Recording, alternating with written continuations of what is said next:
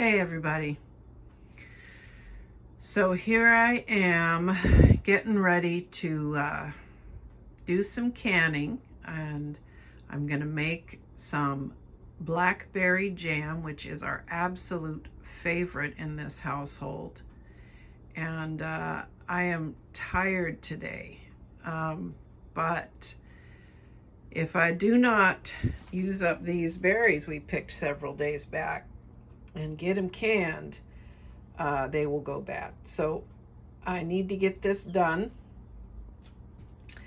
And so I'm going to show you the easiest way that I know, okay, which is using this Certo product that you can find in any grocery store, probably at Walmart, etc. And they have inside the recipe right there. You see this cooked jam directions, and you've got cooked jam recipes, and it goes right down in here and shows you what are you using. Okay, blackberry, number one's apricot, but here we're going to use blackberries. So blackberry, boysenberry, dewberry, or youngberry are the second line down. So it tells you what to do, how to prepare fruit. You see that at the top of the chart. Crushed berries, blah blah. 4 cups crushed berries, 7 cups sugar, 1 pouch Certo, and this is going to make me 8 cups of jam afterwards. So these charts are very easy to use. They come inside the Certo package, which is your pectin. Okay, it's going to help your it's a liquid fruit pectin product that's going to help your jam to gel. Okay, it's going to help it set and be nice and thicky-ish. You want it to be thick so it'll spread like jam. And so that's what I'm going to show you how to do. That's what I'm going to do today. Now there's other ways you can do this and other types of pectin, but this is what we're doing today. Okay, so we want to start out with looking at the jars. So 8 cups, the recipe says it's going to make. Well, each cup is about one of these is what I find. Okay, this is your half pint. This is my pint. So 8 of those, well, I can get 2 bigger ones, 2 pints out of that, and 4 half pints. Okay, so that's what we're going to be working with today. 4 cups of berries. We'll have 4 cups of berries out of that. These bag berries here that we've had in the fridge. Okay, you need your canning supplies. You need your canning tongs. Okay, if you haven't canned before, you can find this at most grocery stores, Walmart, etc. Your canning funnel, which fits nicely right inside each jar, so you can pour whatever you're, when you're canning, whether it's a brine for pickles or your jam or whatever, and make sure that you're not dripping down the sides and getting a mess, because you don't want to do that around the rim of your canning jars. That can create some problems. Okay, so you want one of these funnels and your canning pot. So here's my big old canning pot, and most of them come with a wire basket inside, which is what you're going to put your jars in. Okay, you're going to have this be a water bath full of boiling water, and your jars will be lowered right down inside of it like that, and you'll do the same thing to lift them out. Okay, so we don't really need this basket right now. That's for later. Okay, so those are supplies that you will need in order to can some jam. You need your fruit, you need your jars, you need your recipe, you need your pectin, and you need, I already said fruit. Yep, need your berries. Okay, and on this recipe, it's also going to tell you how much sugar you're going to want to put. Okay, so for our purposes, we're doing blackberries. We have our berries already partially crushed, so we can crush these if we want to. That's up to us, or sieve them through with seeds.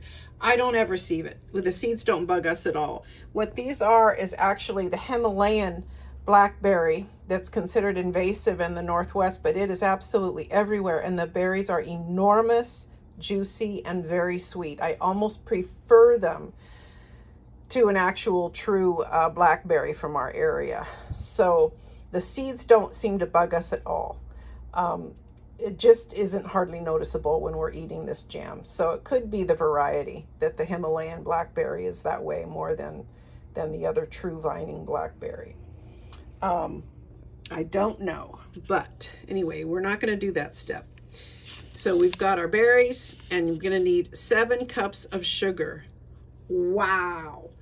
Isn't that incredible how much sugar goes in to our jams? Now you can look up, and I have done so, you can look up recipes that are low sugar, and you want to do that for certain because this recipe, it will tell you at the end of this chart that you don't change the sugar amounts and so on, or your gel won't jelly correctly. It won't set right.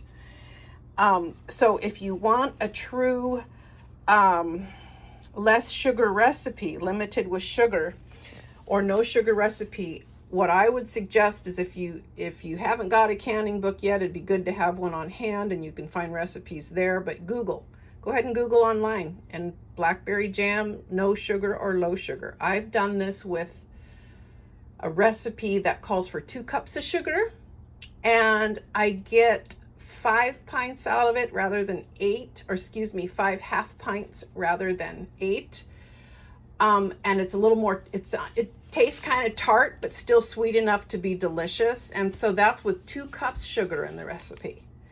So I can't remember where I found that online, but I did. So if I ever make that recipe with you folks, I will show you. But I want you to know those recipes are out there, those of you who need to lighten up sugar in your life. Okay? All right. I'm going to get some things ready and get this started with you. Hey everybody, so one thing that I forgot to mention that you do need is you need a simmer pot. Okay, you need a heating pot for your fruit mixed with its pectin and sugar and so on, because you're going to heat this up. You're doing cooked jam.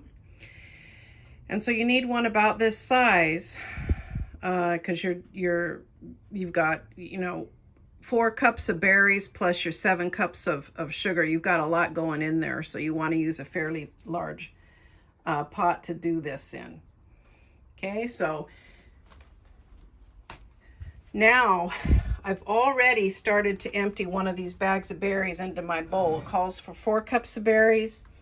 I've got 2 in here, and we need to crush them. So what I've got is my trusty potato masher, and this I've found works just great. Okay, so you're just going to be mushing them like that. And I'm doing 2 cups at a time here just because it's easier in this my large Pyrex measuring dish here to do 2 cups at a time without making a big mess and overflowing it and everything else. Okay, now I don't do this so, perfectly crushed to a point where it's just pureed and watery. You don't really need to do that in order for it to be pretty smooth in the outcome. I don't tend to have, when I use this recipe, I don't tend to have large, huge chunks of berry in my jam. It's pretty smooth. So I'll just do this for a little while, okay, until it's looking pretty good. It's looking pretty good. Like that. Okay. Put that in the sink for a moment, and we're going to go right over here and pop these mush berries into our warming pot. Okay.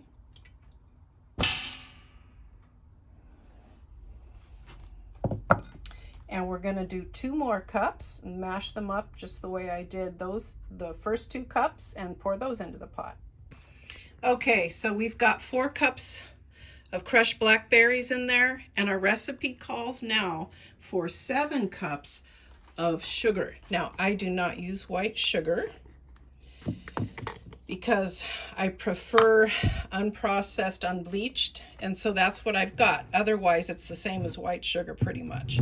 So we're going to just use this guy here. This is our 1 cup measuring cup, and we're going to transfer 7 cups of that sugar right into this pot.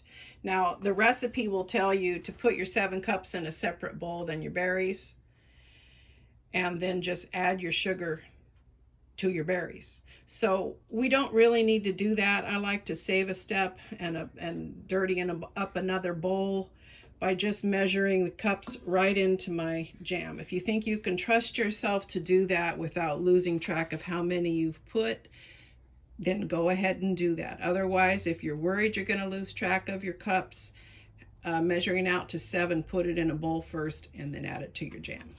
So I want to show you guys how much of I put these blackberries upon collection right into 2 quart size freezer bags.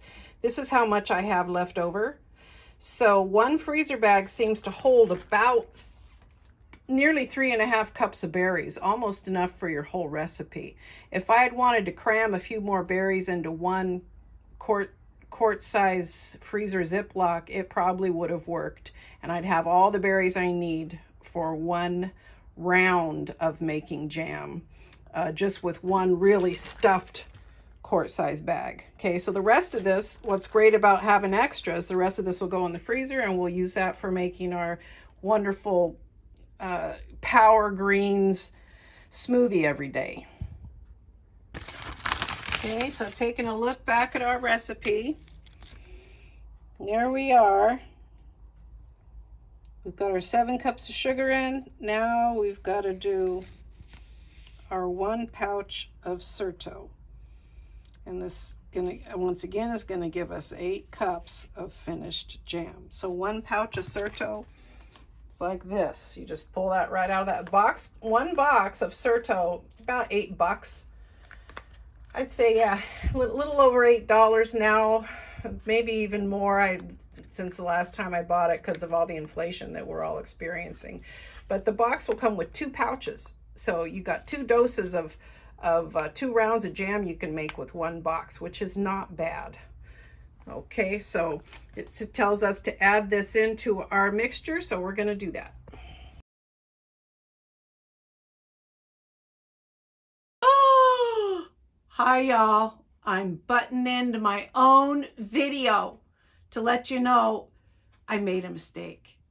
With the Certo, the instructions, I later looked, and you're not supposed to put it in yet. You're going to watch me put it in before I've created a rolling boil with my heated up berries for the jam. You want to heat it up and let there be a slight rolling boil first, then put in your Certo quickly. But you will see, if you do it this way, where you go and buy the pack of Certo with all the recipe and everything inside the package, it will tell you that. Okay, it will correct the mistake I'm making. But I also want to tell you, if you make the same mistake I did, because I've done it this way, I've been doing it this way, my jam and jellies still set. They're still nice and thick and wonderful. So it doesn't seem to matter. You could probably do it either way. But anyways, I thought I better butt in and just let you know that I caught myself. See ya. Kind of hard to get through.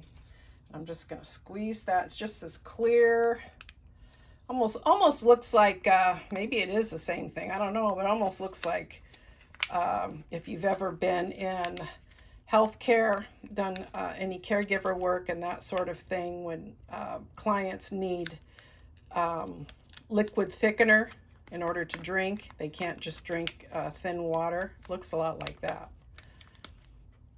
Okay, so we've got that in.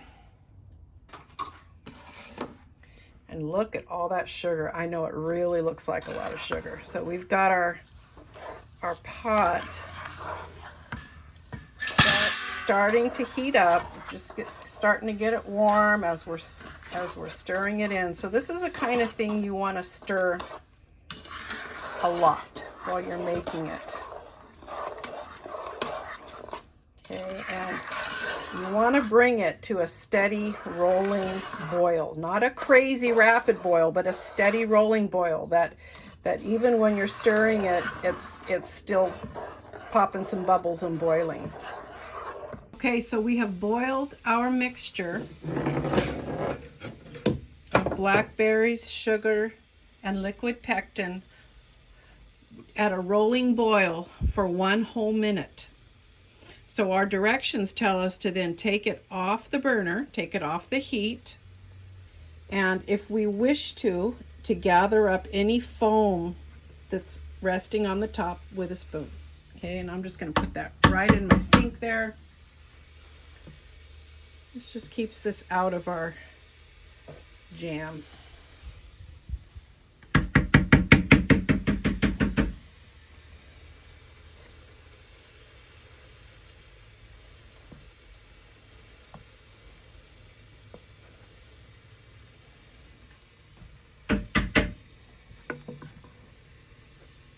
And it's not an exact science, okay? This doesn't have to be perfect.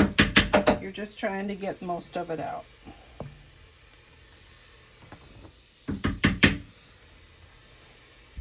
I have done this without removing the foam and it seemed fine to me, but this one seems to have foamed up quite a bit.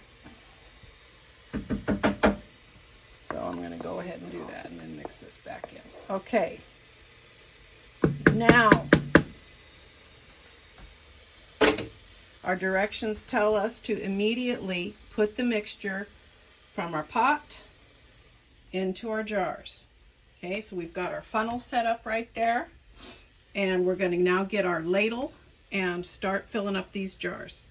So one thing that I have done while our jam is beginning to heat up, we want it to reach a rolling boil, is I quickly went to the sink and filled up my back pot, the back really large one there, my canning pot, with as hot a water as I could get out of my sink.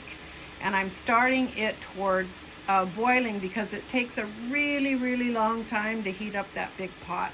And we're going to want it very hot when it's time to drop our jam down inside there. Okay, so I have moved my pot of hot jam over to the cutting board right next to my jars, just to save on some mess and all that. It just makes sense. Okay, so you're going to want to fill these up and leave about a 1/2 inch space at the top, as with most canning assignments. Okay.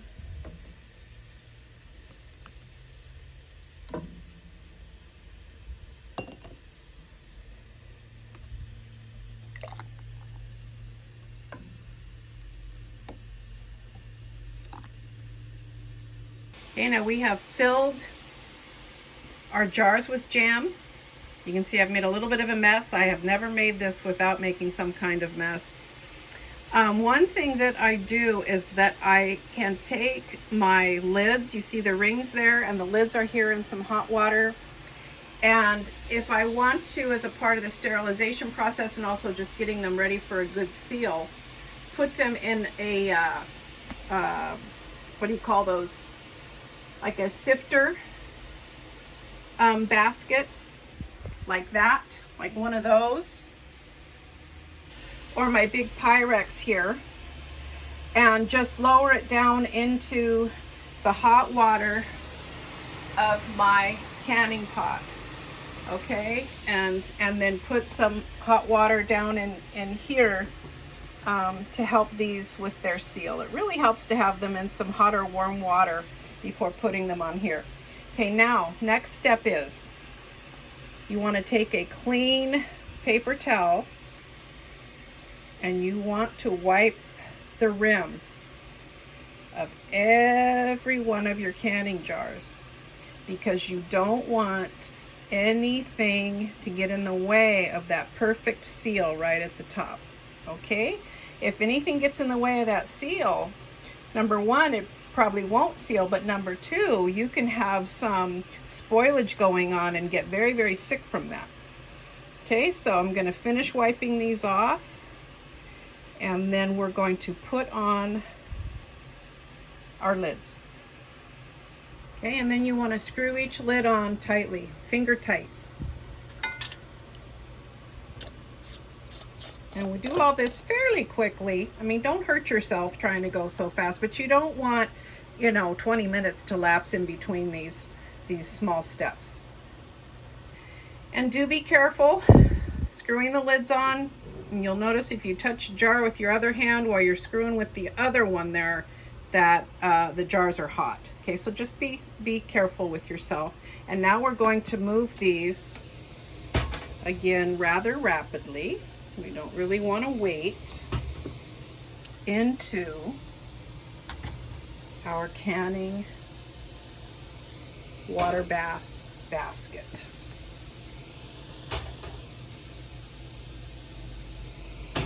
Okay. And we're going to lower that down into our pot that is now ready. Okay, I've got my jars situated in their basket, and I'm now going to work on lowering that down into the hot pot. Always use 2 hands when doing this. Okay, I've lowered my basket. You see that down there? You always want an inch or two above your jar lids, because you want the jars to be fully submerged while they boil. We're going to put our lid on, and we're going to allow these to boil and process for 10 minutes because we want jam. So jelly is a little bit less, like 5 minutes, but we're doing jam here. So we're going to let this go for 10 minutes because we're at sea level. So we're very close to sea level. Okay, so I think that it jumps every 1,000 feet that one goes up from sea level to a little bit longer boiling time. And there is a chart in the Certo package on the recipe paper that can help you figure out how long you should be boiling your canned products per your location. Like if you're in a mountainous area and you're several thousand feet up, you're going to want to do yours differently than just 10 minutes. Okay, so I thought I would give you guys a look at that altitude chart. You might even want to screenshot it and keep it. Okay, so at 1,000 feet, I actually can go 5 minutes, but I'm slightly up above it.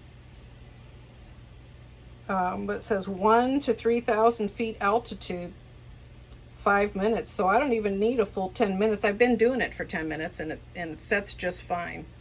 So anyways, there it is. You have now a look at that chart, and you can figure out according to where you're living, what your altitude is, how long you need to let them boil and process. Okay, so our jars have boiled for the right amount of time. I did them, I've always done about 10 minutes and they turned out good, but the chart tells me 5, so I did them for 6 minutes. We're going to turn the timer off. We're going to see how this works versus 10 minutes. It says for my altitude to only do 5. Okay, so we turn this off. We're going to take the lid off and let it rest for a good 5 minutes or so. Just kind of let the water start cooling down a little bit. Okay, then after a couple of minutes, I've raised up the wire basket and I'm just allowing it to cool off a little bit more, a couple more minutes, and then I will move them over to a cutting board to sit on. You don't want them to go, oh, I just heard one of them pop already. Did you hear that? So you're not going to want to take those piping hot jars and put them on a cool surface like your glass top stove or your tile or marble kitchen counter. You want to put them on something more room temperature like your cutting board or a towel. To keep, you don't want any of those jars to get shocked and crack in any way. And even though they are mason jars, believe it or not, I have broken a Pyrex dish before, which are also heat tolerant, etc., temperature tolerant. by putting it into the sink, into a cold sink when it was super, super hot, and it actually cracked. Believe it or not, I was really amazed that it cracked, but it did. So be careful with that. When you're going from extreme heat to something cool, just have it be more room temperature. So trust me when I tell you, it is much wiser to lift the basket, the wire basket, out of your canning pot before using your tongs to transfer those jars over to your cutting board to cool off.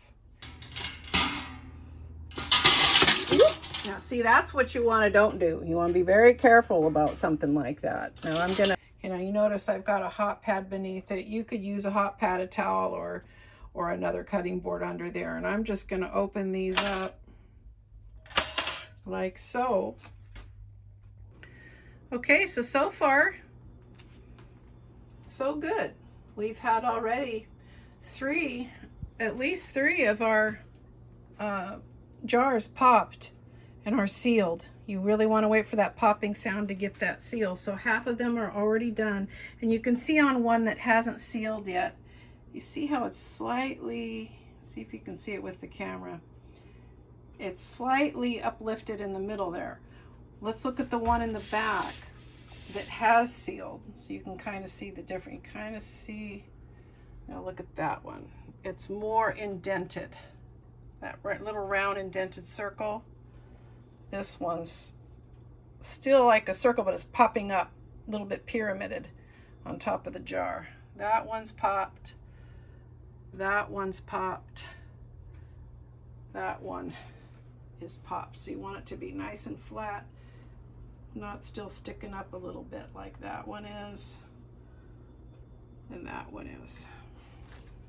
Okay, and that really is all there is to it. Just delicious, delicious jam. Look at that again. Look at it close up. Isn't it pretty? It's just so pretty. Now, for the popping, you want to wait for the sealing to happen 12 to 24 hours. You want to wait as long as 24 hours to be sure everything has sealed. If anything has not sealed entirely, put that jar in the fridge and eat it right away. It'll last you a month or so or whatever. It's got a lot of sugar in it. And there's some wonderful information inside that Certo pamphlet that will talk to you about those kinds of issues. Like, well, what if my jelly doesn't settle? What if it doesn't gel? Okay, what if my jam doesn't gel? And so the Certo pamphlet has a lot of info. It's long, it's got tons of stuff on it, and it will give you some troubleshooting tips as well. Okay? Enjoy your freshly made blackberry jam.